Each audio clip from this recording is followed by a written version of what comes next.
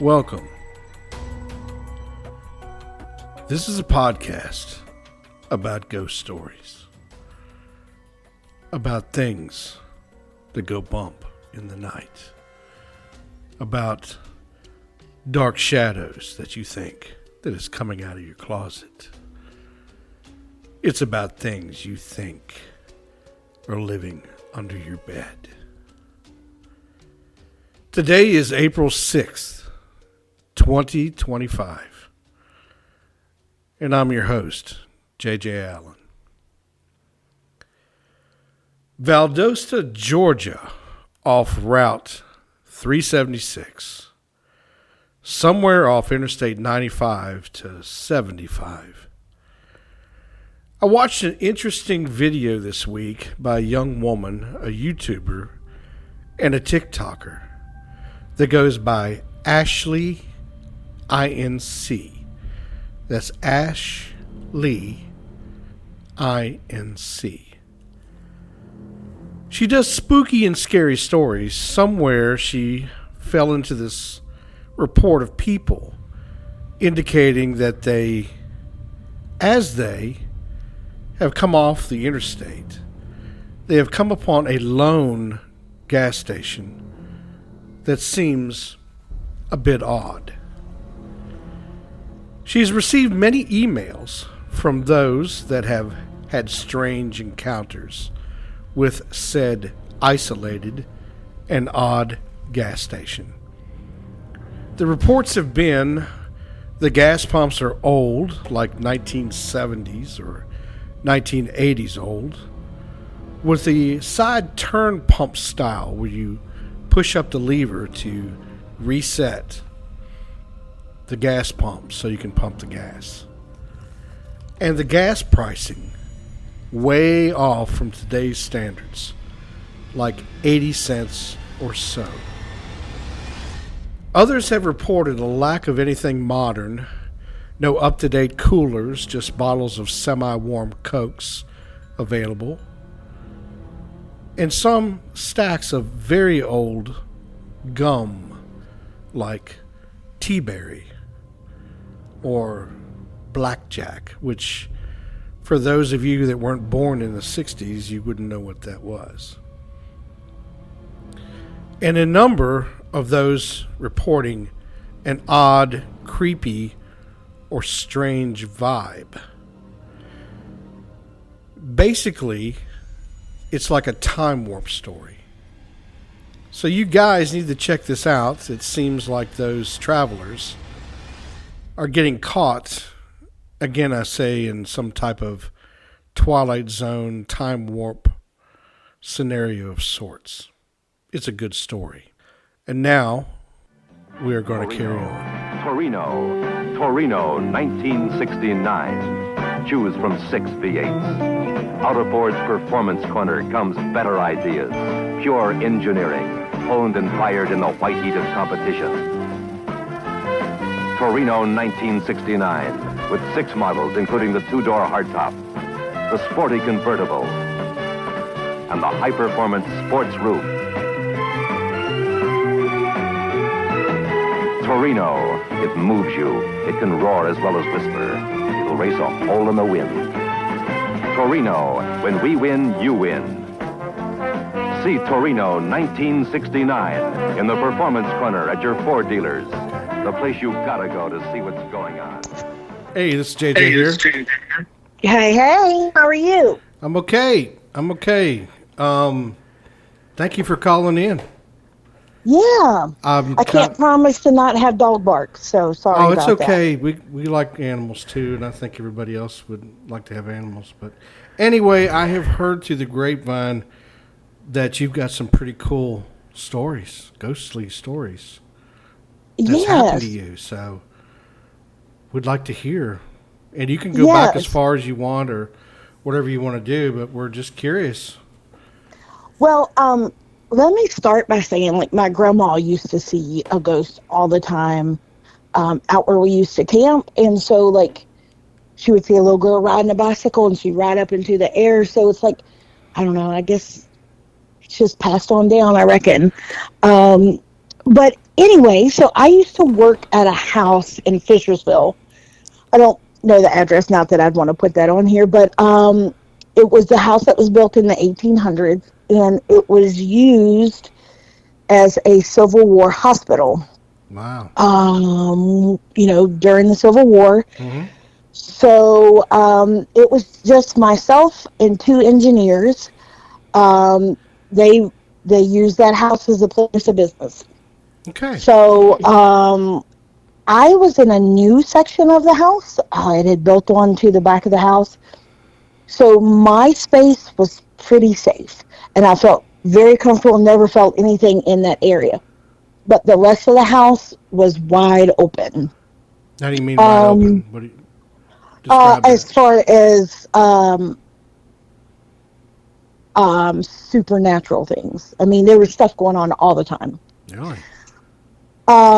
So my room was like you had to go through a door to a hallway, and there was like the laundry room. In that laundry room, there was shelves where above it was a mantle Mm-hmm. above a fireplace in there, and that room they had turned into a laundry room because it had been updated. But things would come off of that shelf. Now, I never saw them, but I would be sitting working at my desk, and we'd hear loud crashes, and we'd all come running, and things that were sitting on the shelves, the mantle that were, there's no way they would fall off. Right. Like heavy pieces of concrete statues or, really heavy statues that wouldn't just tip off of there. Those things would fall off. Now, I could be sitting in my space and hear things like I could hear children's laughter. And where this house was, there were no other homes around. I know. I know the location. Yeah, I know exactly what you're Yeah, talking about. Right. so there were no homes around there. You could hear children's laughter outside. You could hear children's laughter within the home. And I'd be there by myself, and there's nobody else there. Right. Right. I guess for me, one of the scariest things was we had a copy machine upstairs. Mm-hmm. So upstairs was different. There was always a feeling up there, but there are days that I could go up there and it would be like, okay. One particular day, I went upstairs and I got to the top of the steps, and it was almost as if something pushed me back. Like the hair stood up on my neck, and it was like, "You're not coming up here today." And I was like, "Okay, you're You good. mean I'll copy tomorrow." pushed you back? In the Like stairwell. it felt like there was a barrier, Right. Like energy. almost as if something was pushing me back. Like, Wow. you're not coming up here today. And I'm like, I'm good. So I Yeah. did not go up there that day. The next day was perfectly fine. Wow. It was so odd how those days would come and go as to when you would feel a higher energy or not. There was a particular room upstairs. It was very odd. This house was set up so odd, but I guess that's just the way they built it back then. It almost reminded me like there was a little tiny room off of one of the bedrooms Mm-hmm.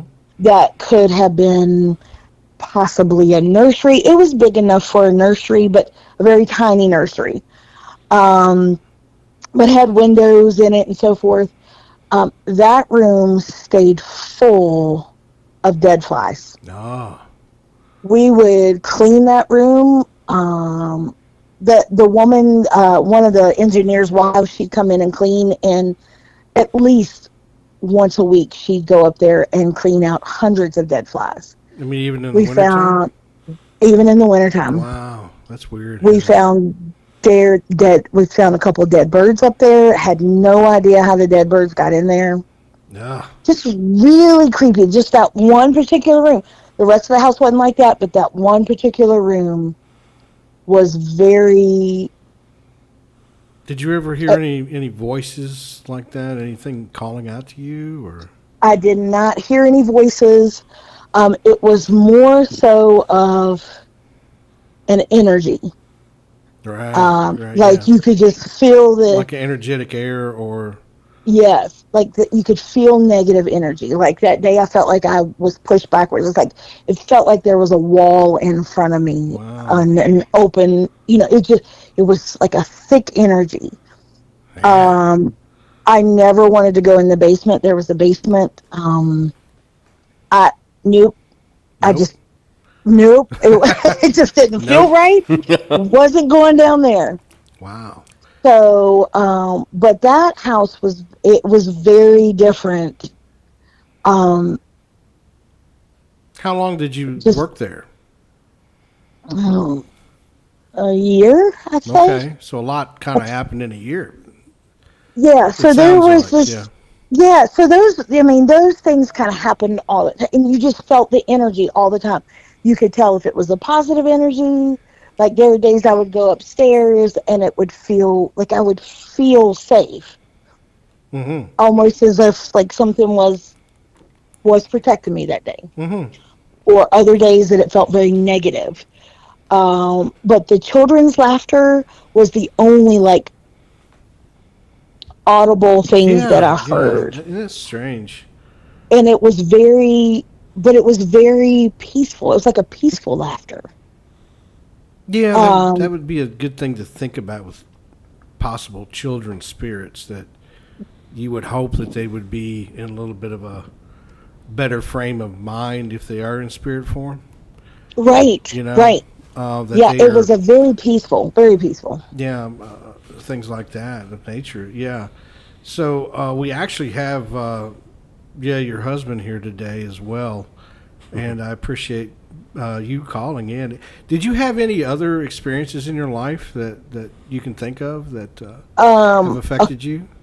the first house that Johnny and I lived in, Mm-hmm. um, there was like we could see, there was a huge long mirror. It was very long in Mm-hmm. our dining room All right.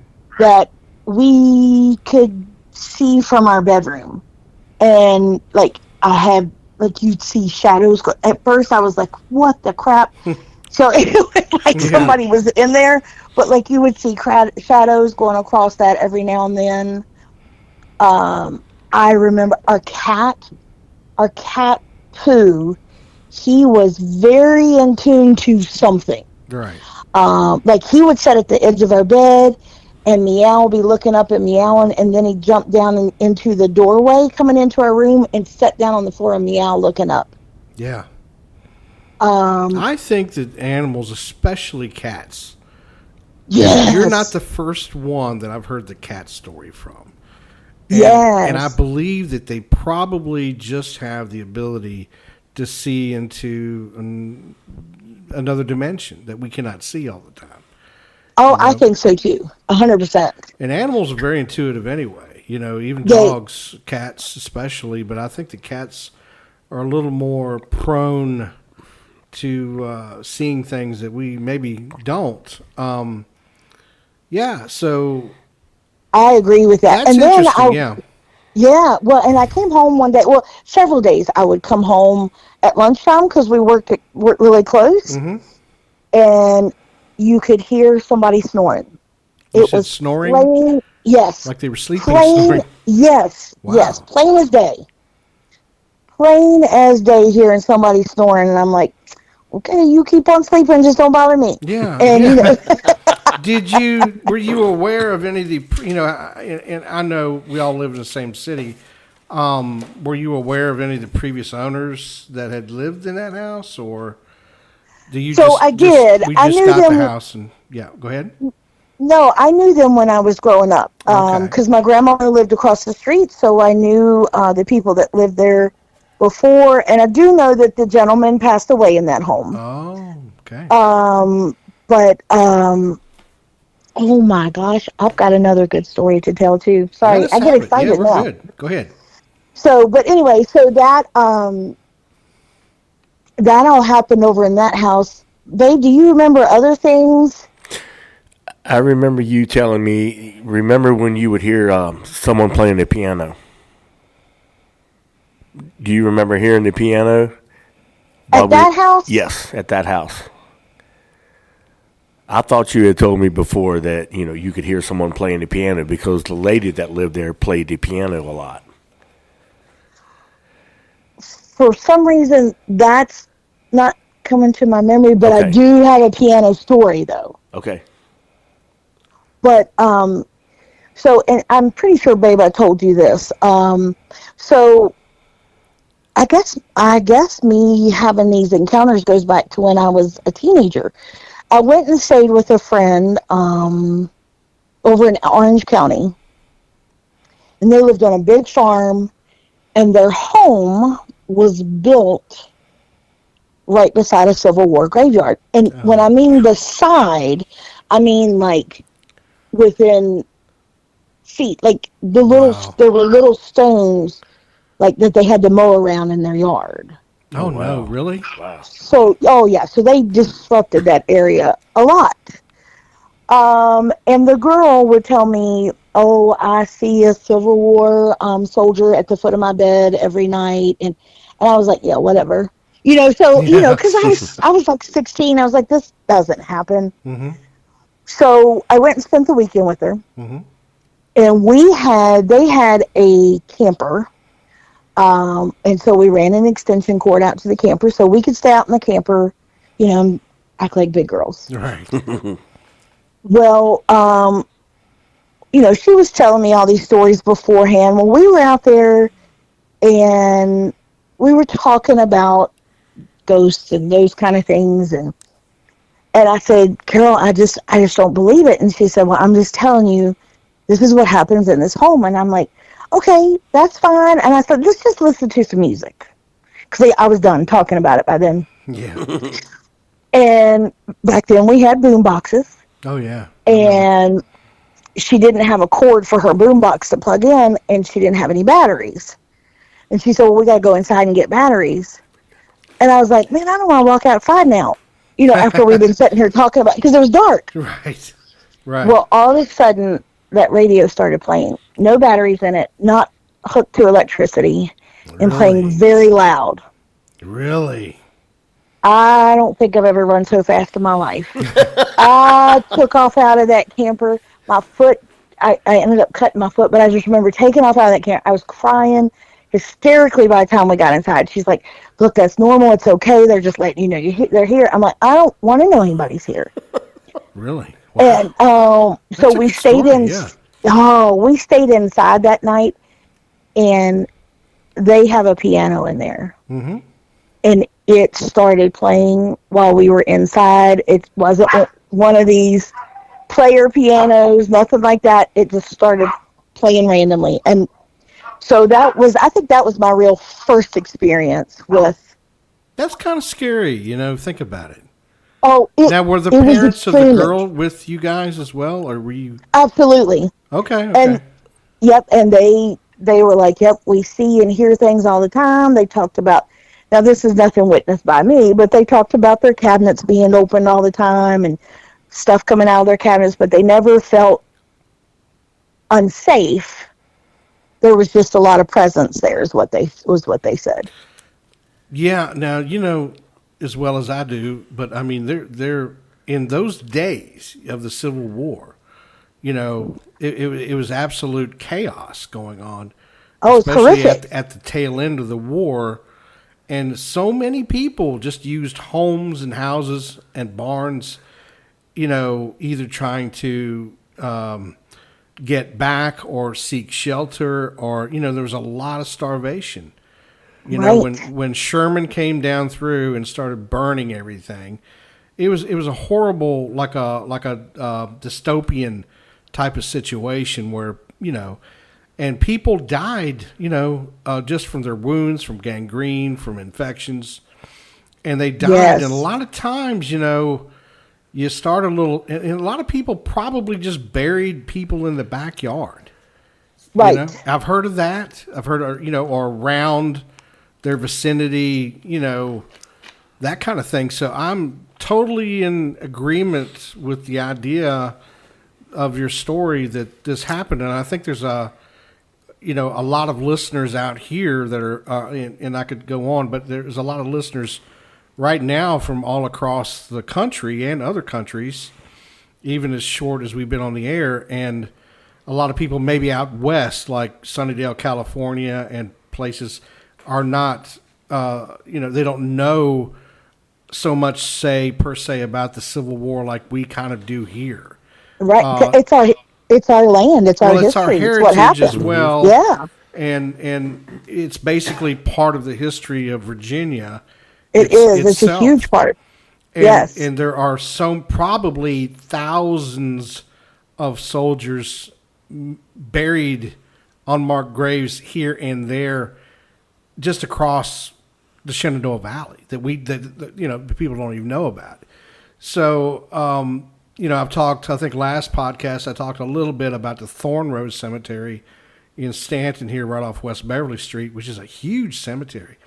But on the top of the hill, there's a huge. I think it's 700 and something soldiers that were buried in a mass grave because they had no identifications or marking. And there's a huge, like a pavilion thing that you can go up there, and I mean, it's actually something to see, because so many years have passed and people don't think about it any longer. But those, poor unfortunate and young men and probably women and children as well, just from various problems that war causes, for them to die, and it's very unfortunate. I don't like war at all, but. There's a lot of history here and a lot of, Civil War with Stanton itself.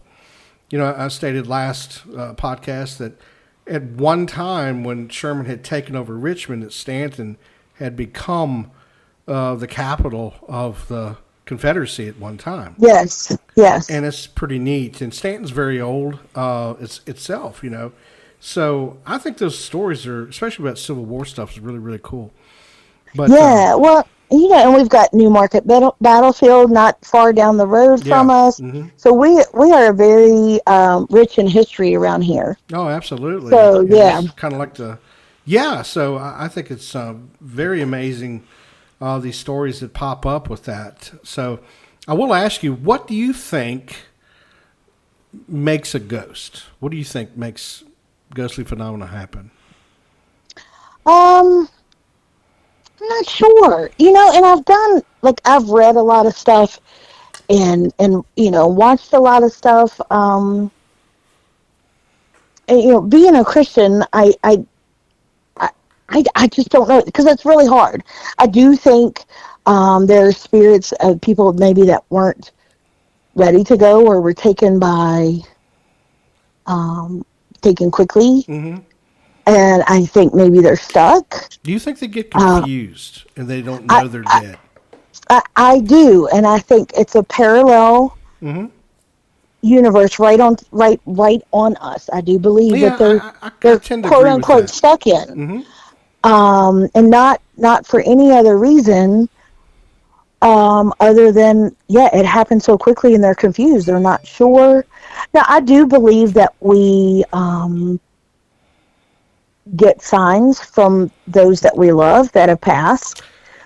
I don't think they're necessarily ghosts anymore. I think I do. Mm-hmm. Yeah, I totally feel the presence of my mother, my grandmother, many times. But I don't feel like they're stuck. I feel like they're showing us that they're there. If that makes sense. I agree with that. And they're okay.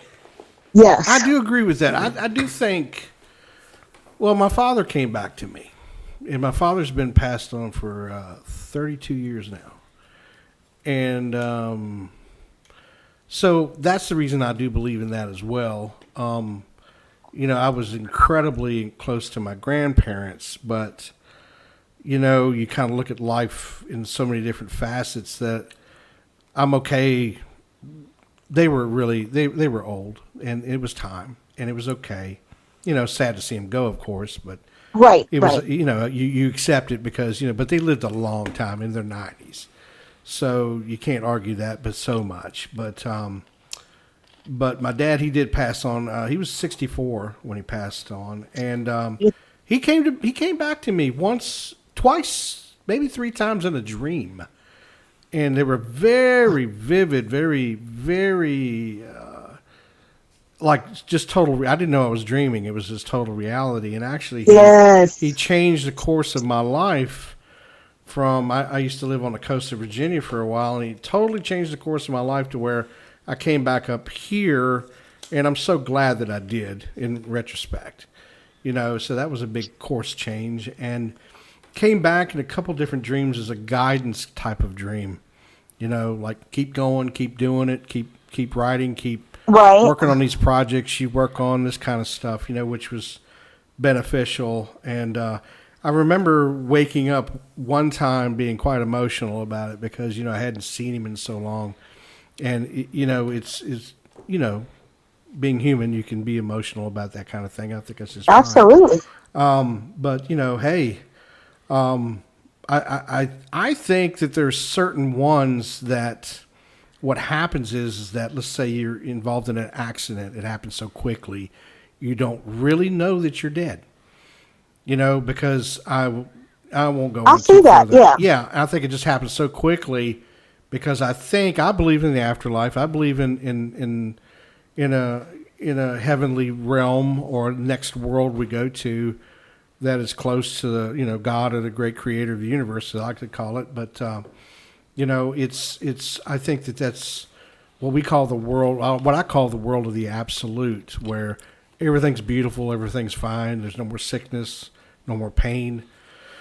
And I think that when we come here to this realm, this world, this three-dimensional relative universe or reality that we live in, we do know this is temporary. We do know we're going to pass on eventually and go back to that world of what I call the absolute. And I actually kind of think that's where we come from. I find life in the cycle of life interesting, mysterious, kind of scary sometimes. Life living is not hard. It's very hard. The earth is not an easy place to live. It is not. It is not. It's very trying, and people go through a lot of pain, physical pain, a lot of emotional pain, and things of that nature. But sometimes I think that when people pass on, if they're not ready, I think also that the great creator, God itself, gives us freedom of choice. Maybe some people live in, you've heard about this realm of partial purgatory or whatever. I think that there's different stages of maybe the next world where you kind of maybe hang out for a while. Maybe you need to have some emotional resolve time to go, I did pass on, and I need to go to the light. I need to listen to God. I need to call out to God. I don't want to go too religious on it, but I do think that's true. Sure. Sort of. I don't know exactly, but, I'm kind of speculating here and that kind of thing. So, really, yeah. I mean, I appreciate everyone's feedback on this because I'm that curious, I guess Me too. Maybe I'm that curious that I just want to talk to a lot of people and figure out what other people think, because I'm not so big-headed to think I don't know everything. I'm still in the learning stages of life, even at my age. I'm like, I'm still learning about this. We learn something new every day. We do. And I think Absolutely. and even people that are older than us, I've learned so much from older and younger people, I think it's really, really cool.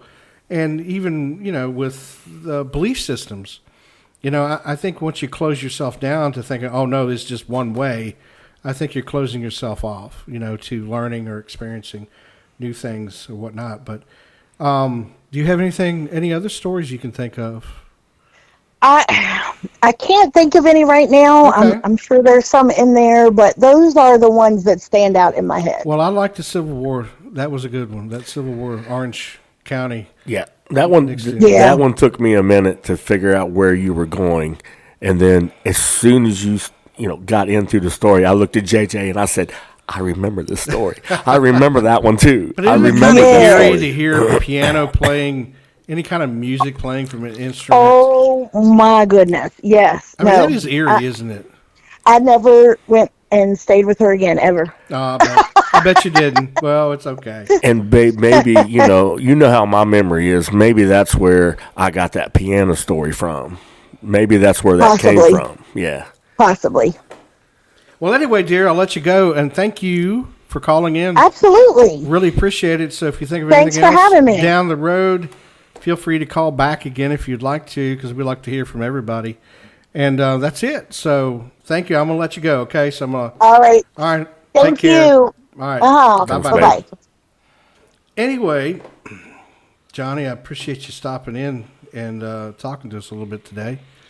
So I guess I'm going to ask you the same question that I asked, is that what's your personal take on what creates a ghost? What do you think that is? Honestly, I don't know what creates a ghost. I think I agree with what you said. Maybe they're confused. They're not ready to pass on.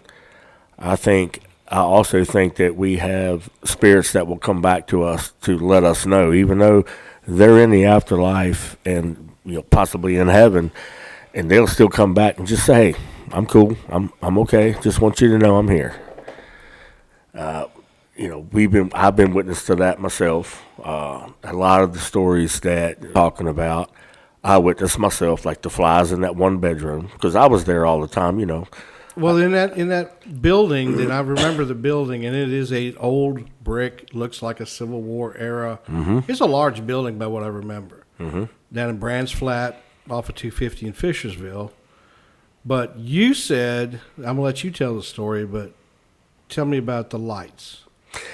So there was one night I was coming back from Waynesboro, and as I came down the hill, I just happened to, I looked up at the house.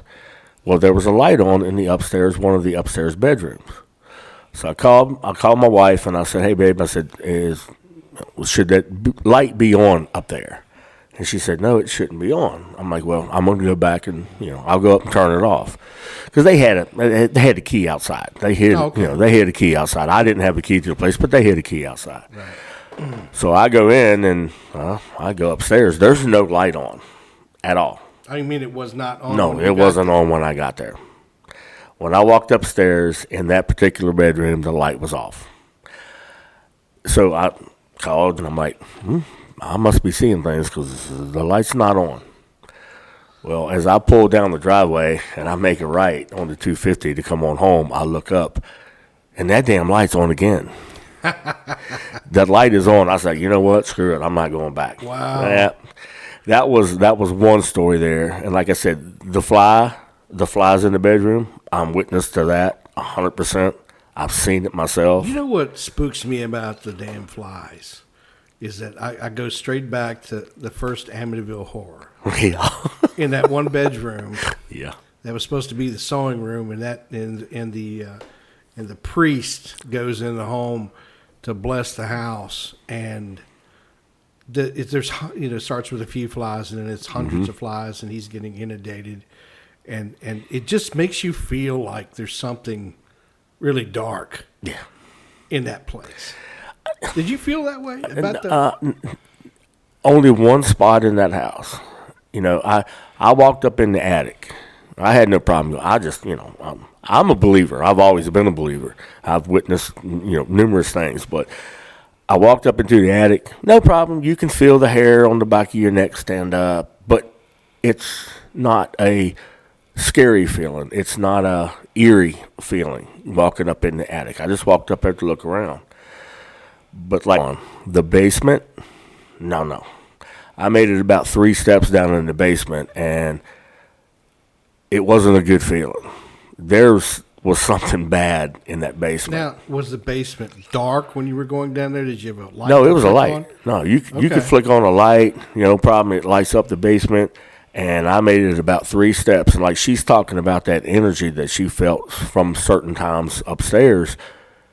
I made it about 3 steps down that basement, and I literally stopped and I went, whoa, wait a minute. Something does not want me down here, and I'm cool with that. So I never went in the basement of that house. What do you think? Just blurt it. What do you think was in the basement? I think it was someone angry that I think they were angry that Just angry. they were, they had passed on. Maybe they weren't ready. It just, I don't know. It was kind of, it felt evil. So, yeah, it was just one of those things where, nah, I'm good. I'm good. I felt enough of it that it felt evil and angry, and I'm like, I don't need to see what's in here. Yeah. But now you also indicated that you had a couple experiences in your own house. Yes. Today. Absolutely. That we live in now, yeah, absolutely. So, real quick though, going back to Jama and talking about the house we used to live in, our first house, that's fine. Yeah. with the picture window. I mean, the picture mirror. I witnessed several times a silhouette walk by that mirror, and then like she's talking about, our cat that one night was dead asleep. He picked his head up, meowed, jumped off the bed, and just stopped at our doorway and looked up like he was looking at someone and just was meowing like someone was standing in that doorway. So that's 100% correct. I witnessed that crap myself. And so back to the house we live in now, Dreamer's grandma did not pass away in that house. She passed away in a nursing home. And I just remember one specific time. Shelly, our daughter, was real young, so Dreamer was giving her a bath in the bathroom. Well, I was in the kitchen doing the dishes. Well, as I was taking a dish to put it into your dish strainer, movement caught me out of my peripheral vision, and I turned, and I could see. I can't remember the name of the what's the word I'm looking for? The condition she had, but she had a hump in her back. Okay. Well, as I turned to look, I could see Grandma Daisy. That was her name, Daisy. I could see Grandma Daisy walking into the bathroom. It was a perfect, like translucent version of her walking right into the bathroom. Really? And I calmly, I hollered at Dream. I said, "Hey, babe." I said, "I just want you to know," I said, "Grandma Daisy just came in to check on you and Shelly." And that, I will never forget that as long as I live. Because it was an actual silhouette. It looked like Grandma Daisy, except, she see-through. Yeah. But yeah. Enough substance that you could see her. I could see her perfectly. Wow. Yeah, I could see her perfectly. Like I said, I don't know the condition, but she had a distinct hump in her back, and that's what I saw. It's osteoporosis, I think, yeah. I can't remember, yeah, but that's one I'll never forget. We were in the living room one time. The windows were open in the house, early spring or late spring or whatever, and boom, you just heard something crash upstairs. I'm like, what the heck was that? Walk upstairs. Well, there's a candle just laying on the floor that we had setting up on top of a dresser. There was no wind that day. The candle was not near the edge. So it's just little things like that have happened at the house we live in now. But we've never felt uncomfortable. It's never been, right. Everything's always been peaceful. Do you think just from observation, do you think something's still in there, or is it really quiet, or is it just dormant, or? It's been quiet for a very long time. Okay. Yeah, that I don't know if they made peace and moved on. They know we're fine. Grandma knew we were in the house because this was early on when we moved into the house when most of this stuff started happening. It hadn't happened in a long time now, but I'm a firm believer we weren't alone when we first moved in there. Yeah, at all. I know that. Well, I used to live like the street block over. A whole street block over and up the hill a little bit. I lived in the cul-de-sac. That house was probably, all those houses up in there, probably built in about the same time, late 40s, early 50s. But I'll never forget that I was in the kitchen. And we used to have a microwave stand where it stood up about chest height, the top layer of it. And I don't know, I had a debit card or credit card laying on the edge of the top of the table, and I physically just watched that card flick up in the air and do a little twirling tumble dance in the air and come down and hit the floor. And I was like, okay, there you go. Mm-hmm. I mean, it wasn't problems, but the little house that we had at the time, there was something in there, and there was a middle bedroom. That thing's got 3 bedrooms in it, but the middle bedroom next to the bathroom. I remember when I first moved in there. Well, when I first moved in there with her, and I was our youngest son was getting ready. You know, she was still pregnant with him, and I was in there in a ladder, you know, scraping whatever, prepping to paint or whatever for make a nursery out of it. Okay. I remember standing up on the ladder going, this room has got a strange feel to it. It didn't feel like warm or inviting, or it had some kind of, I call it ick, a little bit of a yeah. little odd feeling, but the rest of the house didn't really. And I remember at the time I talked to Sherry and I said, hey, she goes, she said, yeah, that room's got some unfinished business in it. That was her exact words. And I was like, well, okay, maybe you're right. And I was like, hey, you know, so I think that people in general can get a feeling. But here again, when our son was born, he would never sleep in that room. Really? He never slept a night. Really? Solid. So we ended up taking turns throughout when he was a baby. I would crash on the living room couch or you know, in the back bedroom, in the back. There was an addition to the house. Take him back there. He ended up sleeping with us, of course, which was not a great idea. But he did. But that was the only way we could get any damn sleep. No kidding. No way. I mean, this is an absolute thing. Well, they say children are intuitive to that. Just like we were talking about animals. They say children can see that. I saw a lot of crap when I was little. Yeah. Now, what is so funny, and I don't want to go into too in depth, you know, but my youngest son he's very intuitive like I am. Really? Very much. That's cool.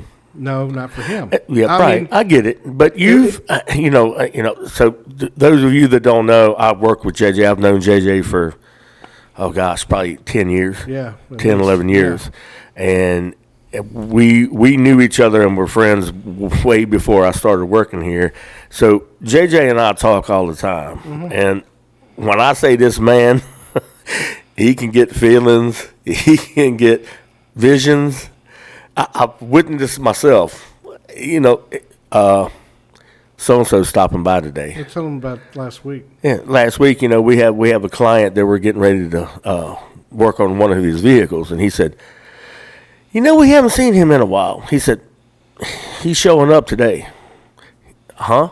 I said, what? He said, he'll be here today. I'll be damn. Oh, sorry. I'll be darned if about 4:30 we heard a vehicle pulling up, and I looked. I said, you were right. Look. I said, it's Mike. Yep. I said, there he is. I said, you pegged it, and this is not the first time that's happened. No. It's happened. I've been here for 5 years, you know, working, and I have witnessed this. Remember John? Time and time again. Another client we had, John. I said, John's coming. He said, yep. He said, he'll be here today. He'll be here today. Sure enough, you'd see John walk around the corner. Yeah. So I thought it was, you know, I appreciate you having me on and my wife on, and I was pretty stoked when you started the podcast because you have some pretty cool stories. You have an ability that a lot of people don't have. And to sit here and when I say you can sit down and JJ can tell you a story that he told me 2 years ago. Well, it is the exact same story verbatim. Yeah. it's just so it's not like he's just full of shit. No, it's pretty cool. Well, I actually find it very The interesting. last podcast it was basically just kind of a solo essay I did, on just talking about just a lot of the childhood experiences that I went through. And, like I said, I told you, I said, it's going to take 2 years to really build this thing up, but I'm really having a good time with it. I find that it kind of fulfills the niche that I was kind of looking for. I didn't really realize that I had kind of wanted to do this. And you've had your podcast up. You know. It's, Johnny's got this podcast, this Average Joe's hunting podcast about average guys that are not killing, the huge bucks. We're talking about the average dudes, that go out a few times a year with turkey and regular deer hunting and blacktail. He's had an enormous success finding really cool people, and some of the stories I listened to, especially the guy in California. Yeah, that guy was great. That was Chad. Yeah, Chad, and it was humorous as well as kind of really. He was good. He was just the explanation. It was like I was there. And then he didn't have a shot. And then he's out of bullets and he's walking 2 miles back to it's crazy. And these freaking bears, I would never hunt a bear for anything. Right. But this guy was just insane. It was a great podcast. So you guys that are listening, if you want a really cool podcast on Spotify and Apple, it's Johnny's, Average Joe podcast, if you're into hunting or whatever. But, I just find this subject really fascinating. And I'm constantly listening to so many other stories that other people are doing because I think it's super cool. And I don't know why I think it's so super cool because I just think it is something that has affected my life, my whole life. It's not like you had a little stint of it when you were a kid. This thing is just carried on, and then for you guys, and we got some really cool listeners actually kind of picking up across the countryside. United States. Hell, we had one in, I think, somewhere south of China, in India. It is kind of. I find it fascinating. To me, it's extremely fascinating that it would travel out that far because whatever. And I forgot where I was going, but God, I lost it, dude. What happened? Where'd it go? It happens. Old age. Trust me, it happens. And old age is kicking in really hard. But I just think that it's very interesting that this thing goes out as far as it goes, just for now. We just started out. So, but last podcast, I guess I was a little bit worried because for those that are listening to me, when I'm talking about these really odd experiences, I just kind of decided in the beginning of this thing that I'm going to just put it all out there. I'm not going to hold back. I got this expression, scrape the rust off your brain, because this stuff is deep. For those of you that really like a subject matter that is not just superficial, it was a scary story and move on, which I like those too, but I like to delve in to the reasoning or the physicality or the total environment as to why this happens. So, and I was talking to you that, my whole, especially since I went right around the age of 50, I started thinking, I'm not normal. I'm not normal, because I just have so many little weird idiosyncrasies that I do, and I feel things. Well, it's just like where I live now. I don't know if I ever told you or not. And I think you've been to my place, twice maybe. You helped me move some furniture in. But the bedroom in the little hallway that I have to the right, the very first day that I walked into that place to look at it to see if I was going to take it or not, I felt something off about that bedroom. And I knew right there on the spot. Well, I'll be honest with you. I already knew that I was going to move there. And I knew that I was going to sleep in the other bedroom. And I just knew it.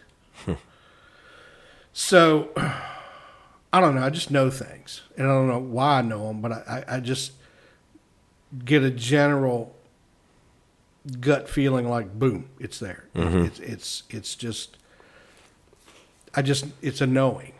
And I've kind of learned to stop second guessing myself or questioning what's going on, So I'm learning still. I mean, just like this lady I've talked very briefly about, she's kind of a psychic advisor, I call her, kind of a mentor, a teacher. And so she's getting me to go through some of these mental exercises or whatnot to maybe learn how to use, if I have any ability at all, to learn how to better use it or whatever. Right. I don't know. But, like I said, just so many, just weird stuff like that. It's just, I feel time a little ahead of time. It's like I feel, and just like today I felt, and I didn't even talk to you. I thought, he's tired. I just, I was just going to wing it again today or whatever. And I was just like, hey, I just knew that you were really tired. I don't know how I knew. I mean, I didn't talk to you all weekend other than Friday evening, I think it was. Yeah. That kind of thing. But, and it was funny, when I walked in, I had texted you earlier and I said, hey, you still good? And I didn't hear anything back. And I was already, I was getting ready. I already came in or was on my way here. And then you text back and say, yeah, we're still good. You just want to call in? And I said, no, I'm on my way. And when I walked in the shop here, one of the first things he said, are you okay? He said, because you look tired. He said, I can tell you're tired. And he didn't have a clue that, I was tired. I ended up going to the ER Friday night. Yeah, because, I had no idea. And I wish you'd called me or let me know. I mean, we could have. Oh, no, we weren't. No, we've been looking forward to this. Yeah. But let's talk briefly about the, all right, so where I work, I have an auto body collision repair, small company, and we have two shops that are 50 yards from each other.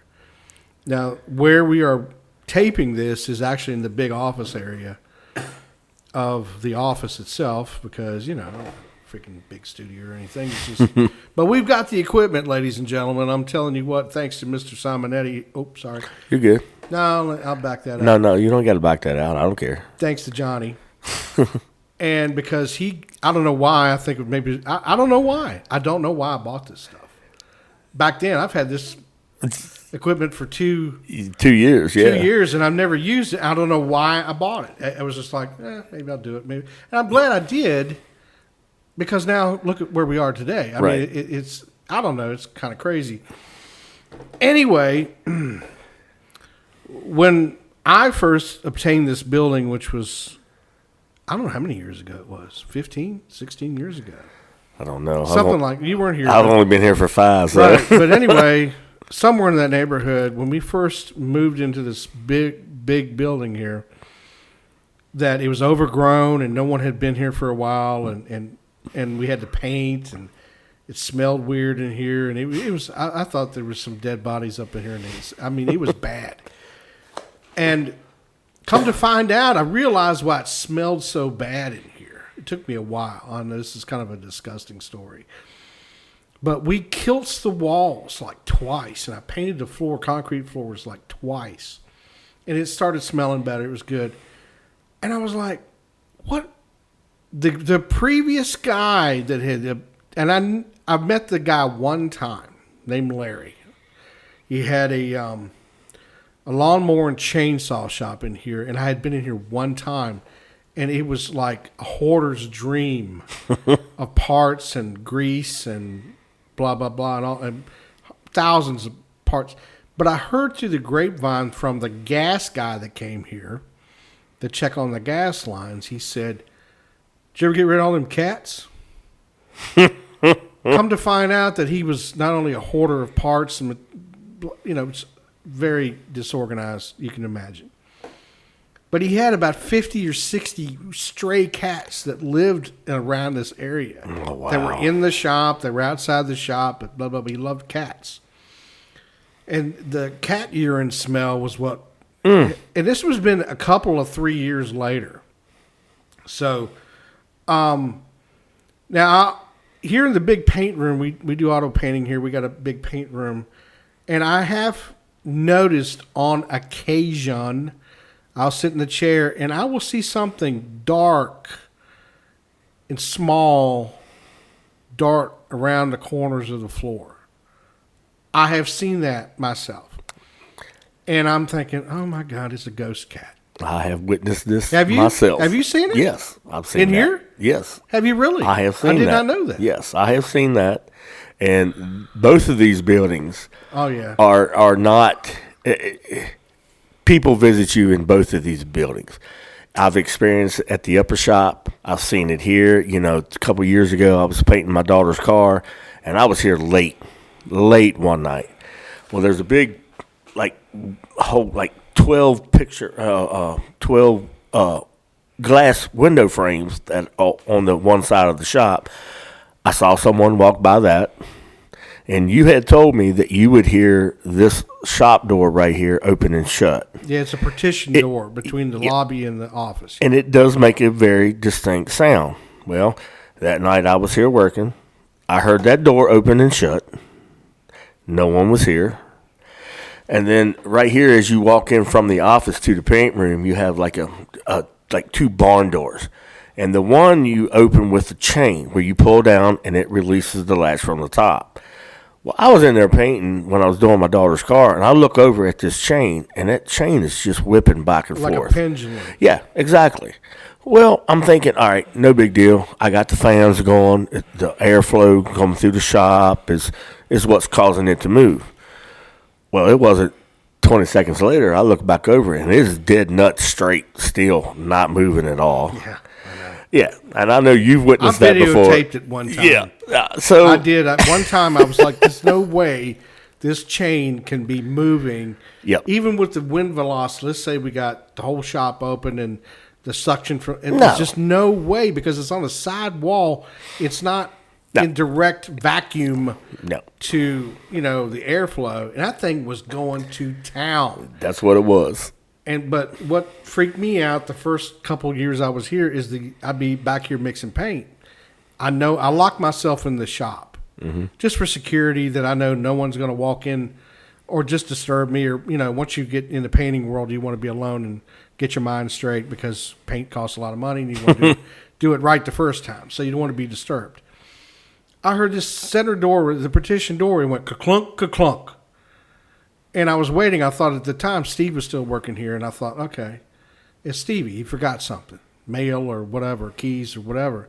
And I'm waiting, and I'm waiting, and I'm waiting, and I'm getting irritated because I want to get going. I like to go home sometime this evening. So I finally put everything down. I walk through the double barn door things here, and I walk in here, and there is nothing, no one here. The door is closed. I walk to the front office, the entrance door. It's still locked. So it's a phantom door in that part, in that dimension, that is opening and closing because somebody's like, I'm coming through. Now, as of late, I haven't had a lot of activity over here. But I have had things like someone actually physically turn the volume of pressure in the lines down as I'm painting. I thought I had a mechanical failure of some sort. I couldn't figure it out. I traced it through the lines all the way back, had to stop in mid-clear coat, which if you guys are out there painting, you know what I'm talking about. You don't want to stop. It just ruins your job. You don't want that. But anyway, I went all the way back to the compressor, to the lines, to the evaporator, to the water separator, and I couldn't believe it. I just started turning it up, and you could hear the zing, zing, zing. You could hear the air volume sing through the lines, and I'm like, no freaking way. Yep. No freaking way that this happened. I mean, there's no, you had to be a physical being to turn the steel valve. I mean, it's like a knob that you can turn. You know, I couldn't believe it. I was like, no freaking way. The other thing that happened one time, I think this was before you started working here, is that we have to cocoon the cars, which means we have to, put them in plastic. So let's say you're shooting a hood or a fender, you have to cocoon the other portion of the car so you don't get overspray over it, and you're just applying paint to the areas that are open. I couldn't believe it. I turned around to mix some paint or load the gun up again. I turned back around, and every single light on this Nissan car was on. And the only way you could turn the lights on is through the little side, the signal indicator. When they had a knob on the end of it, it went click clink, click clunk, click clink, click clunk. And I hate doing this. So I took a razor blade, I cut the car opened the door, and I went click click and cut everything off. I was so pissed about it. I was angry that I went ahead, retaped up everything. I got the hood open, and I disconnected the freaking battery. So now, about 90% of the time when we're shooting stuff, except for Hondas, we disconnect the batteries.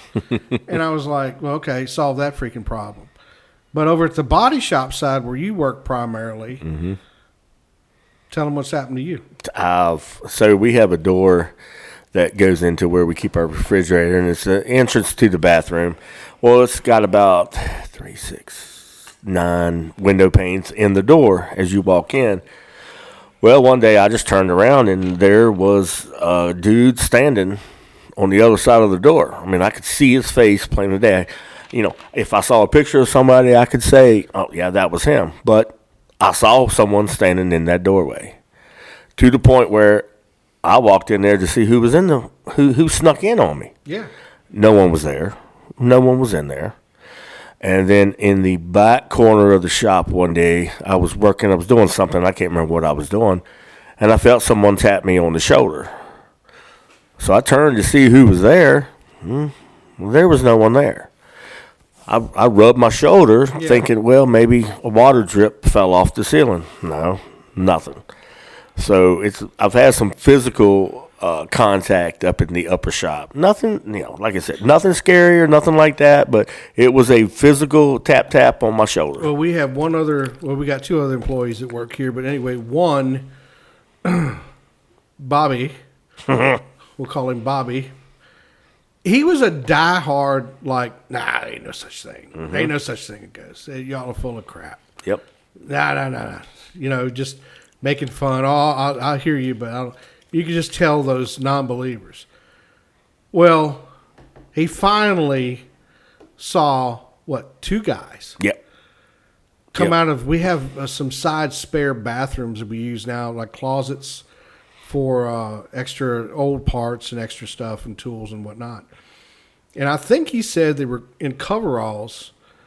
They walked out of that bathroom and walked along we've got a room on the side where the door where Johnny was talking about. We it's got a microwave, refrigerator, that kind of rec room kind of thing to it. And he said, yeah, I finally saw him. Mm-hmm. So, and we've got one other younger employee that is a non-believer, but we can't wait till I'm waiting for him to go, yeah, I think I have to admit that I finally saw it. Oh, I can't wait. But, I find it very interesting because they seem like they're intelligent, whatever it is, because they're in different portions of the shop. I've worked there at the frame machine, and I keep seeing something sort of in my peripheral vision often when I'm down there in that corner of the building. I'm like, did I see it? Did I not? And then just for a flash, you'll kind of see a figure. Go ahead. You and I both, just this past week, because we were talking, when JJ gets there in the morning, we always sit around and we talk. We have our business meeting and plans for the day. And I noticed it was just last week. Yeah. I kept looking back towards the compressor because I saw somebody coming around the truck that we had in there. And that happened several times, and I'd look, and of course, anytime that you look away when you're talking face to face, eye to eye with someone, and you look away like, hey, somebody's here, Well, you turn and look to see who's coming in the door. Well, and it wasn't a couple minutes later, JJ said, "Are you seeing somebody?" I said, "Yep." I said several times. Now, I have seen it. It's something that's catching my eye. This movement is catching my eye. So I think both of these shops definitely have something. Spirits, whatever it is, whatever. I think both shops have it. Yeah, it's kind of interesting, but no harm done really, other than some prank stuff over here. But that was it. So, well, anyway, do you have anything else you'd like to conclude with, sir? Or I know I have a couple stories from my mom, and I know my mom would. She's just not that person. She would never call in and tell them. But my mom's always told me the story when her and her aunt were little. Mm-hmm. They were small, maybe 6, 7 years old. I remember this is a good one. Yeah.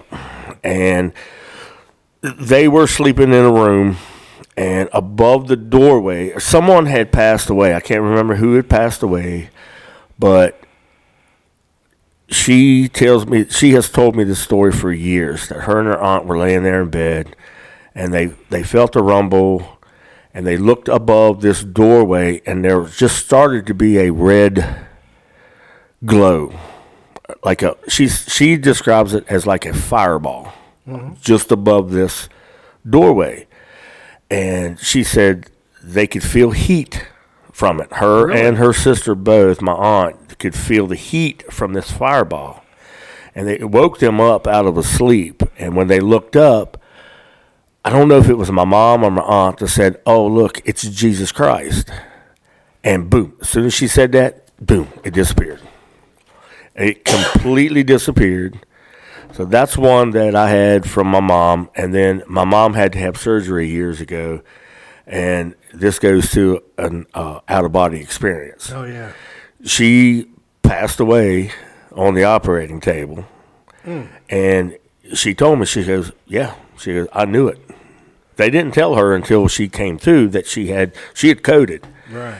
And she said, I already knew I did. She said, because I was above my body looking down on me while they were operating on her. Yeah. And she said, I felt a distinct push on my back that pushed me right down and back into her body. Really? And that's my mom. I mean, I know my mom's not going to lie to me, but, I mean, that's just, those are two of the stories that I've heard from her that will always stick out in my head. The out-of-body experience, because she told me, she said, honey, I knew I died. She said, I knew I coded before they even told me, because I was looking at them operating. I was above my body, and then she said, I just felt getting pushed back down into my body. Which, I thought that was pretty cool. Oh, yeah. But like I said, I know my mom's not one. She's not going to call in and tell it. But so I just wanted to bring that up while we were on here. That's a good one. Yeah. The outer body thing, I think will. I which also goes back to the testament that I like to think about is that, I've heard other people talk about out of body, and that you are still conscious. You are you. You have your personality. You have your being. I think it is just in a different energetic form. I think there's one form that lives in this realm, this three-dimensional relative reality here. And then I think it also transforms, or it exists in that other realm as well. So I think that when the body goes, that it just reverts back to the spiritual form that we have. That, it's like we're simultaneously living in this world and that world too, until the body dies. And then all of a sudden we kind of wake up into that dimension, that world, that space, I think it's fascinating. Yeah, it is. It is crazy. I agree. All right. Well, I think that might be good. I'm good, man. I If you're appreciate good, you. I appreciate you having me. No, I thank you very much for taking your out of your busy weekend to be here and everything. So I am very pleased with the stories. I think it's good material. Oh, yeah. So we're good to go. So I'm going to let it be at that. So everybody out there. Of course, if you want to go to the website, which is jjallenghoststories.com, if you have a message, a comment, just fill out the form on the website. Also, if you want to email a story to us, it is jjallen1967@gmail.com. And also, if you guys would like to call in and be on the show here, it is area code 540-487-9307. And just call in about 4:10 p.m. every Sunday, Eastern Central Time, because we're on the East Coast. And we'd love to hear your story, either short or long. And that's it. So thanks again for listening. And we will catch you on the other side. Thanks. See you.